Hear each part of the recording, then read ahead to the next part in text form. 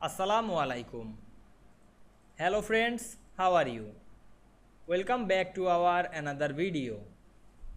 In this video, I am going to show you how to hyperlink to a specific page in a Word document. Let's get started.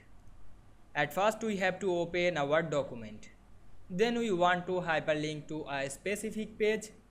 Firstly, we open a Word document and take some text. Now we can see here 4 pages. Now we hyperlink to a specific page. We go to the third page. Then select the text and copy it. Then go to the insert menu. Then click bookmark option. Then paste this text on this box. Then remove the space.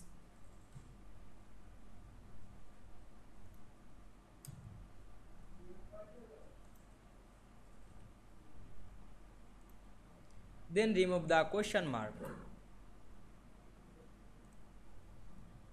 Then click add.